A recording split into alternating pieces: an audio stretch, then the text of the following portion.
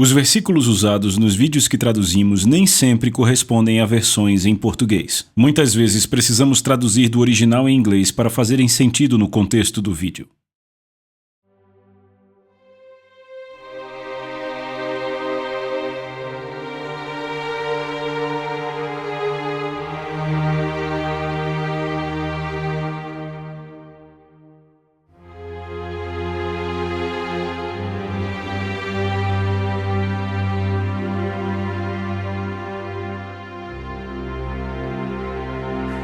Certo, vamos dar graças a Deus, amém?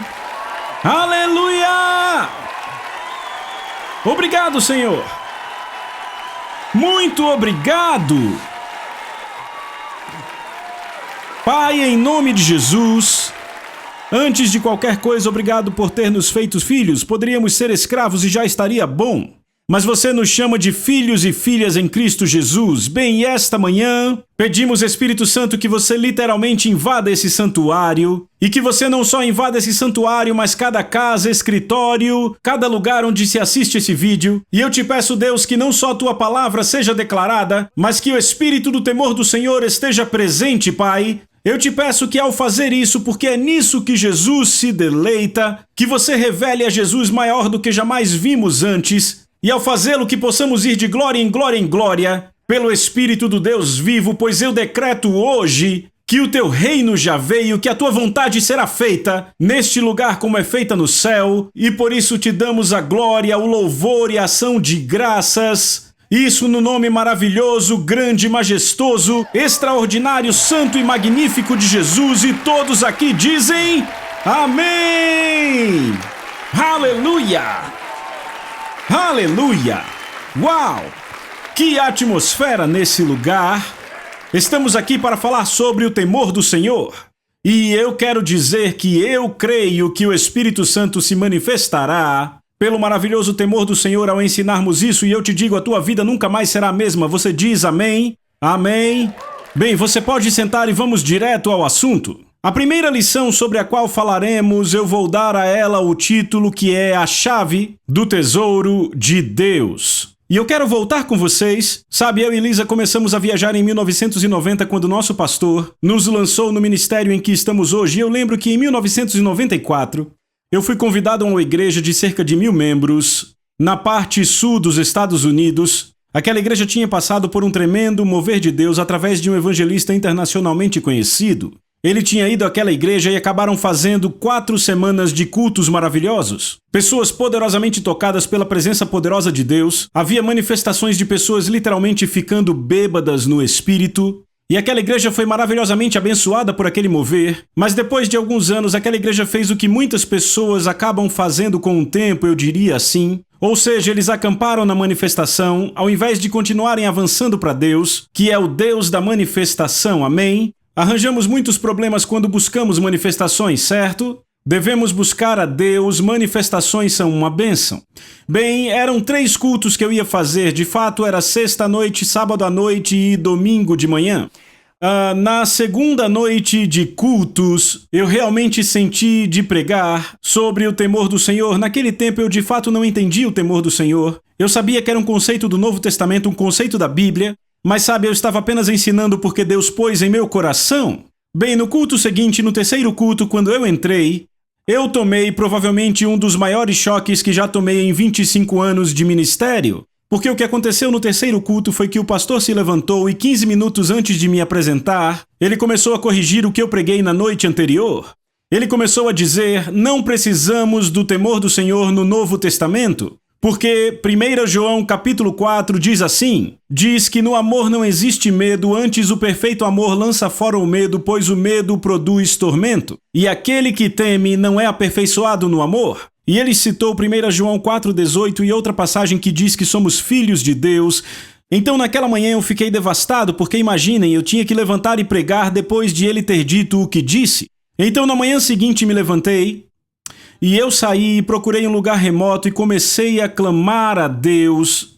E eu disse: Deus, certamente eu estou errado em alguma coisa, eu fiz algo de errado com a sua igreja, meu coração estava quebrado, e eu comecei a buscar a Deus e disse: Deus, o que eu fiz de errado? Naquela noite, quando preguei sobre o temor do Senhor, o que eu disse de errado? E eu comecei a clamar das profundidades do meu espírito. Eu não me lembro de ter clamado a Deus de forma tão intensa quanto daquela vez, dizendo: Deus, por favor, me corrija, diga o que eu fiz de errado, pois eu sabia que Hebreus 12 diz que Deus castiga aqueles que ama, que quando recebemos a correção do Senhor, percebemos que somos seus filhos. Então eu disse: Deus, me corrija. E o que aconteceu foi que em 30 minutos de oração, de repente eu não senti a presença corretiva do Senhor, eu senti o prazer do Senhor.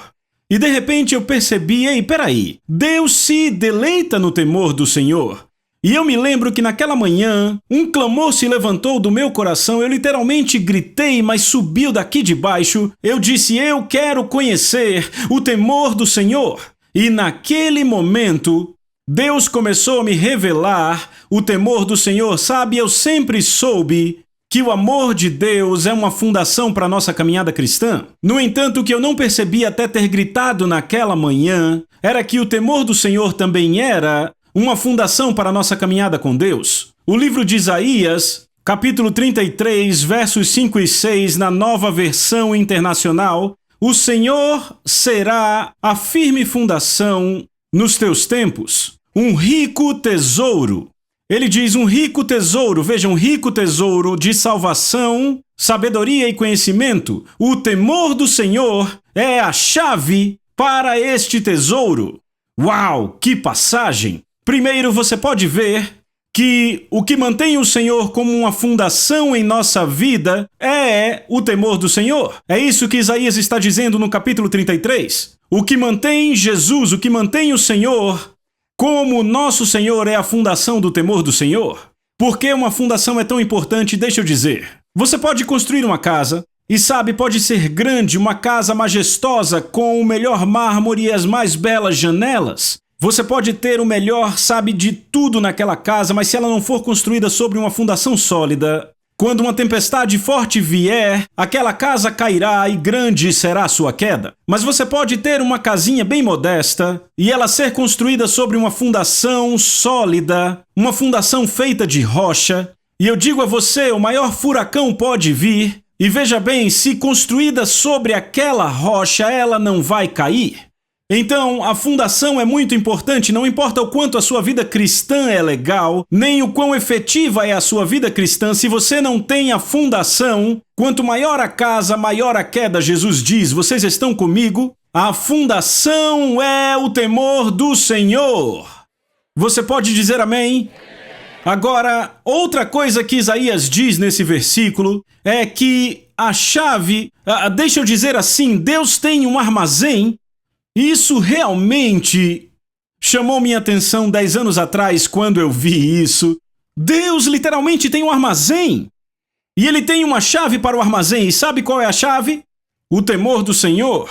O que está neste armazém? Isaías diz que a primeira coisa que esse armazém contém é salvação. Repitam, salvação. Eu vou declarar isso aqui. Ninguém pode ser salvo a não ser que tenham o temor do Senhor habitando dentro de si. Sabe, eu acho que um bom exemplo disso seria quando Deus veio para destruir Sodoma e Gomorra. Abraão tinha orado e disse: Deus, se houver algum justo lá, por favor, livre-os. E não havia nem 10, mas Deus ouviu a oração de Abraão e enviou 2 anjos de misericórdia para libertar Ló, sua esposa e família. Lembram? Os anjos vieram e os homens daquela cidade eram tão carnais que queriam conhecer aqueles anjos sexualmente. E então Ló os estava assustando da porta e de repente aqueles anjos atingiram os homens. Que milagre impressionante, não é?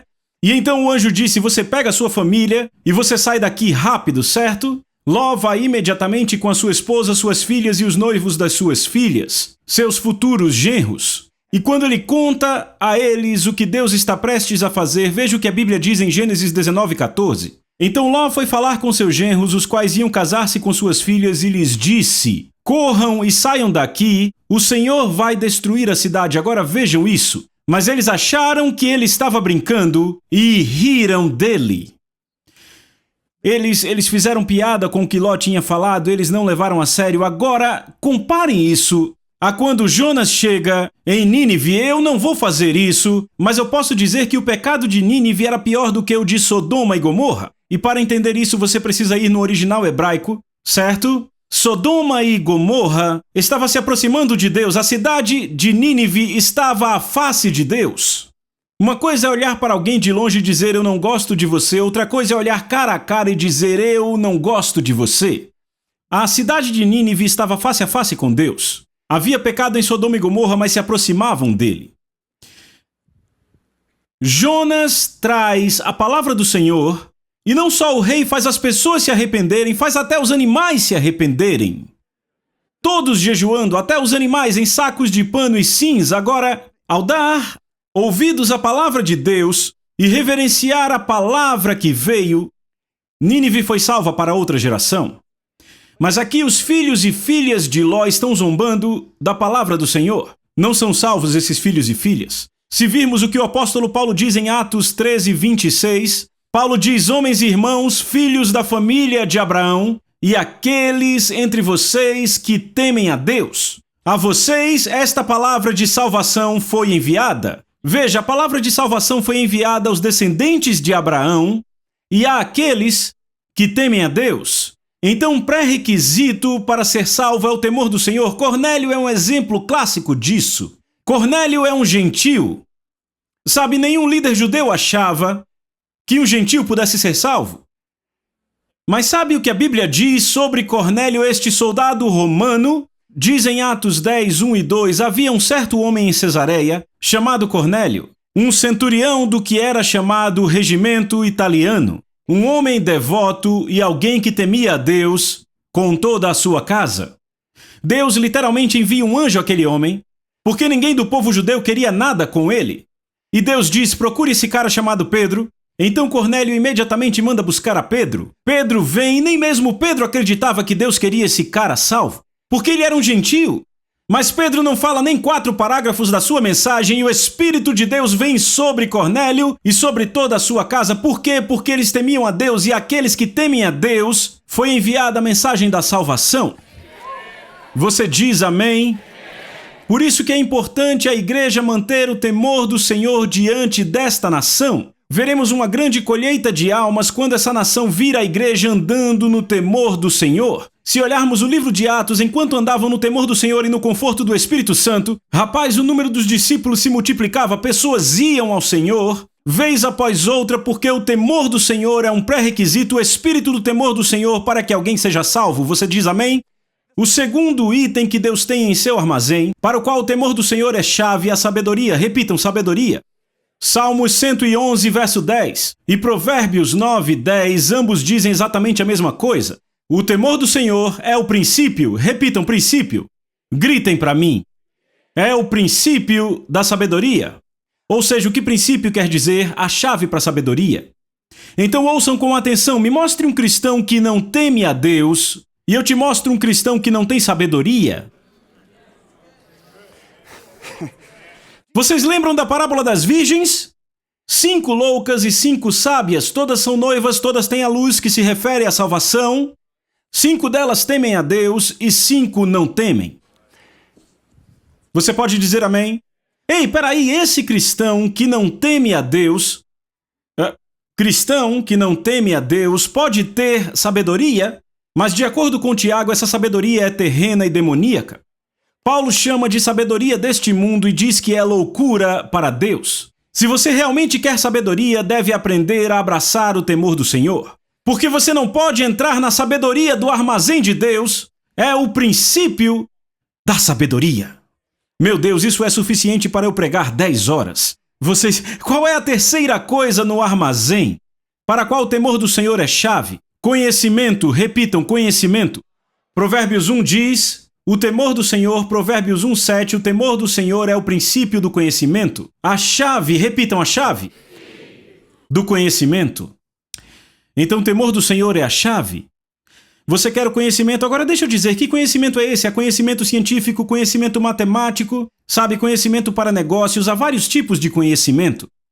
E o temor do Senhor é o princípio para que tipo de conhecimento? Ele é a chave para que tipo de conhecimento? A resposta está em Provérbios 2, verso 5, que diz: então entenderás o temor do Senhor e encontrarás o conhecimento de Deus. O que quer dizer o conhecimento de Deus? Conhecer a Deus intimamente. Número 2, você conhecerá como Deus conhece. Você terá a mente de Cristo. Então o temor do Senhor é a chave para ter a mente de Cristo. O temor do Senhor é a chave para conhecer o que Deus quer e a forma como Ele vê as coisas. Estão comigo? Sabe, há a visão pelos olhos de um pássaro e a visão pelos olhos de Deus. Quando você teme a Deus, recebe a visão de Deus. Esse é um bom lugar para gritar e dizer amém. Amém. Então, voltando àquela igreja daquele pastor que me corrigiu, a base da correção dele foi 1 João 4,18. Ele fez todos lerem isso, ele citou outras, mas esta foi a principal. No amor não existe medo, antes o amor lança fora todo medo, medo produz tormento, logo aquele que teme não é aperfeiçoado no amor. Certo? Então, ele defendeu este argumento por 15 minutos quando levantou para corrigir minha mensagem, com o fato de que no Velho Testamento não eram filhos de Deus, não eram nascidos de novo, eles não tinham amor de Deus habitando neles, eles não tinham as realidades da nova criação, entendem o que eu digo? Estava totalmente certo o que ele dizia. O Velho Testamento declara que os santos, seus corações, seus espíritos são totalmente regenerados. Como crentes do Novo Testamento, somos nascidos de novo, nos tornamos filhos de Deus e temos o seu amor habitando dentro de nós. Mas baseado no texto de Isaías, o que ele fez foi confundir um espírito de temor, ter medo de Deus, com o temor do Senhor. Estão comigo? Agora a pergunta que temos que responder é: ele estava certo? O temor do Senhor só está no ensino do Velho Testamento? Isto se aplica aos crentes do Novo Testamento? Então, depois de sair e clamar ao Senhor, eu disse: ok, deixa eu começar a ver o que Deus fala sobre temor no Novo Testamento. É isso que eu quero, esse é o princípio da sabedoria, certo? Então eu vi o que Jesus disse em Lucas 12, versos 4 e 5. Jesus disse: digo-vos, pois, meus amigos, não temais os que matam o corpo e depois disso nada mais podem fazer. Está falando da humanidade. Eu, porém, vos mostrarei a quem deveis temer. Temam a Deus, que depois de matar o corpo, tem poder de lançar no inferno. Eu digo, temam a Ele.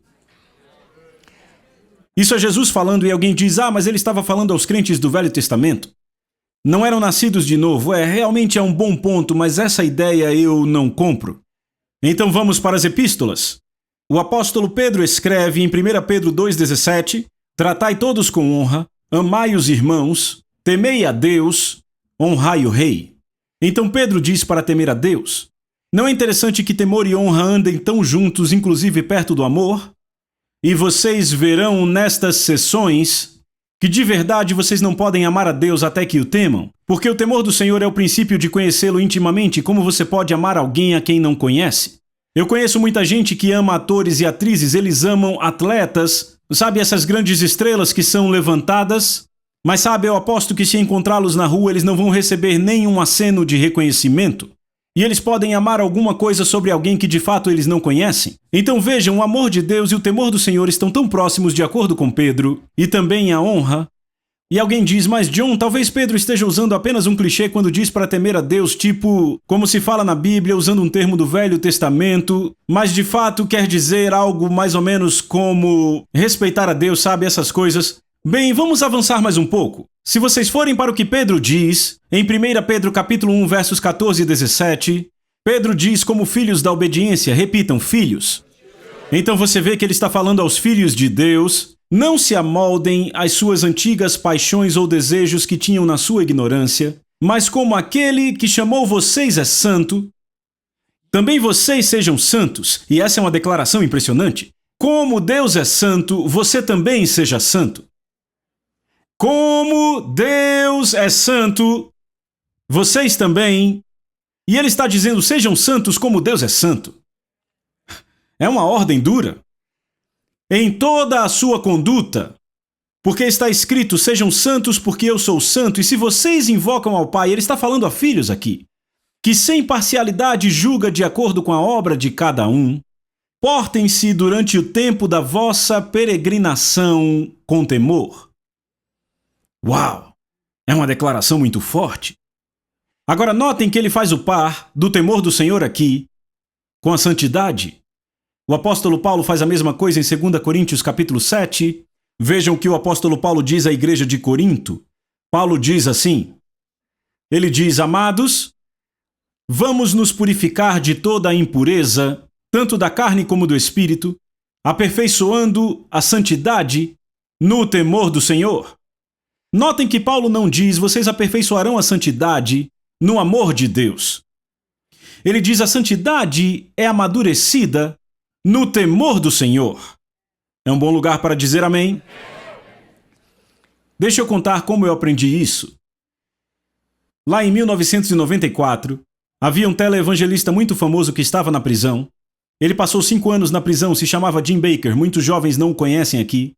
Jim Bakker era o dono da maior rede cristã de televisão do mundo inteiro, mas ele foi pego em fraude, adultério, e esta fraude que ele cometeu, o governo o processou e ele foi lançado na prisão por 5 anos. No primeiro ano da sua sentença de prisão em Minnesota, ele disse, John, Jesus literalmente entrou na minha cela e me libertou. E eu lembro que eu tinha escrito um livro chamado Vitória no Deserto e o Jim pediu, ele leu o livro de capa a capa e pediu à sua secretária que ligasse para a minha secretária para eu poder visitá-lo na prisão. E eu disse, é claro que eu vou, e Lisa e eu fomos, eram apenas 4 horas de viagem. Naquela época nós vivíamos na Flórida. E eu lembro quando eu entrei naquela cela de prisão, aquele homem me abraçou e me segurou e ele não queria soltar, ele não me soltava. E finalmente ele me empurrou e disse, você escreveu esse livro? Ou você comprou a ideia? Eu disse, não, eu já passei pelo deserto, não o deserto que você está enfrentando, mas já passei. Ele disse, John, temos muito o que conversar. E eu lembro que sentamos e conversamos por 1h30, eu queria ter 24 horas. Uma das primeiras coisas que ele disse foi, John, essa prisão não foi o juízo de Deus sobre a minha vida, mas sua misericórdia. Eu olhei para ele e disse, o quê? Ele disse, porque se eu continuasse levando a vida que eu levava, eu iria para o inferno. Ele disse, Deus teve misericórdia de mim. E ele começou a chorar. E obviamente eu disse, ok, eu estou na presença de um homem de Deus. Aquele homem estava tão quebrado, tão humilhado. E eu lembro que depois de falarmos um pouco, na verdade depois de ele falar, eu tive vontade de fazer perguntas e a primeira pergunta que eu fiz ao Jim foi, Jim, quando você saiu do amor de Jesus? Quando você parou de amar a Jesus? Foi quando você caiu em adultério com aquela mulher 7 anos antes de vir parar na prisão? Foi a coisa da fraude? Quando exatamente foi? Porque eu lembro que ele era muito afogueado com Deus nos primeiros anos. Ele olhou para mim e disse, John, não aconteceu? Eu disse, como assim? Ele disse, eu não deixei de amar Jesus, eu amei durante todo o processo. E então ele viu aquele susto enorme no meu rosto. Eu disse, como assim? Ele disse, John, eu amava Jesus, mas não temia a Deus. E ele disse, há milhões de cristãos por aí que amam a Jesus, mas não temem a Deus. E é o temor do Senhor que aperfeiçoa a santidade em nossas vidas. E a Bíblia ainda diz que sem santidade ninguém verá o Senhor. Estão comigo? O que Moisés clamou para ter, deixe-me ver a sua face, ninguém terá este privilégio. Sem santidade, e a santidade é trabalhada em nossas vidas de acordo com Paulo, não pelo amor de Deus, mas através do temor do Senhor. Vocês ainda estão comigo? Então eu quero voltar e olhar ao texto base para o temor do Senhor, 2 Coríntios capítulo 7, todos os textos que eu citei aqui, eles usam a palavra grega phobos. O dicionário de Strong define a palavra como alarme, medo exagerado e terror. Alarme, medo exagerado e temor, Tyas define como medo, pavor, aquilo que traz terror e também que fala de reverência e respeito. Então vocês veem que é um pouco mais do que adoração e também um pouco mais do que respeito. Mas não vamos parar por aqui, vamos ver o que o apóstolo Paulo diz em Filipenses capítulo 2, verso 12. Paulo diz, desta forma, meus amados, como vocês sempre obedeceram, não apenas na minha presença, mas também agora na minha ausência, desenvolvei a vossa salvação com temor e tremor. A palavra tremor vem da palavra grega tromos. E tanto Strongs quanto Tyas definem exatamente da mesma forma. Um tremor, chacoalhar com medo. Então você vê que quando Paulo diz para desenvolver a salvação com temor e tremor, há um pouco mais aí que apenas respeito ou adoração. Existe um elemento de reverência santa e tremor no temor do Senhor, e eu falarei disso. Hebreus 12, 28 diz: uma vez que estamos recebendo um reino que não pode ser abalado, retenhamos então a graça pela qual servimos a Deus aceitavelmente. Como servimos a Deus aceitavelmente? Com reverência e temor santo. Se temor é apenas reverência e respeito, por que o escritor diz reverência e temor santo? Há mais no temor do Senhor que apenas reverência e respeito. Estão comigo? Certo, eu estou deixando a Bíblia falar com vocês agora. Quando eu fui corrigido, eu me aproximei de Deus pela palavra, porque eu sei que a Bíblia diz que toda a Escritura é inspirada por Deus e proveitosa para correção, repreensão e instrução, certo? Então eu fui para a palavra. Eu cavei fundo quando aquele homem me corrigiu, entendem? Vocês estão entendendo? Então, o que aconteceu com aquela igreja? Bem, dentro de 2 ou 3 anos, agora entendam isso, a igreja tinha 1.000 membros, numa comunidade de cerca de 60.000 pessoas, era uma mega igreja. Dentro de alguns anos, aquela igreja não existia mais. O pastor voltou para a construção civil. Sabe o que é triste? A Bíblia diz assim, em Salmos 19, diz: o temor do Senhor é límpido e permanece para sempre. Agora, essa é uma passagem que vocês vão ouvir muito aqui. Salmos 19, 9, o temor do Senhor é límpido e permanece para sempre. Por que essa igreja não permaneceu? Porque não tinha o temor do Senhor. Amavam a Deus, assim como Jim Bakker amava a Deus, mas não tinham o temor do Senhor. Vocês verão que Deus se revela no Novo Testamento como Abba, Papai, mas ele também se revela como fogo consumidor. Sirvamos a Deus de forma agradável, pois ele é fogo consumidor. Ele também é referido como juiz de toda a carne, e falaremos disso nas próximas sessões. Jesus fala várias e várias vezes sobre permanecer até o fim. O temor do Senhor é límpido e permanece para sempre. É isso que a igreja precisa, permanecer no poder, porque 2 Tessalonicenses 2 diz que nos últimos dias da igreja, perto da volta de Jesus, haverá uma apostasia, que significa abandonar a fé em muitas pessoas. A Bíblia fala disso. O que impedirá as pessoas de abandonarem? Falaremos disso na próxima lição em profundidade sobre o temor do Senhor. Porque o temor do Senhor é a chave para a sabedoria, e aqueles que perseveram como aquelas virgens, todas tinham luz, o que se refere a serem salvas, mas 5 eram loucas. Metade não temia ao Senhor, metade temia. Estão comigo? O que eu quero fazer agora nos momentos finais da sessão, e eu realmente luto contra isso, eu quero definir o temor do Senhor. Eu não queria defini-lo até o final, mas eu sinto, o Espírito Santo está me levando e dizendo: não, você vai definir de acordo com a Bíblia, com o que o Novo Testamento diz que é, logo no começo, para você filtrar no ensino todas as passagens pela definição. Ouçam o que a Bíblia diz sobre o temor do Senhor. Primeiro eu quero dizer o que o temor do Senhor não é. Repitam, não é. O temor do Senhor não é ter medo ou ficar assustado com Deus.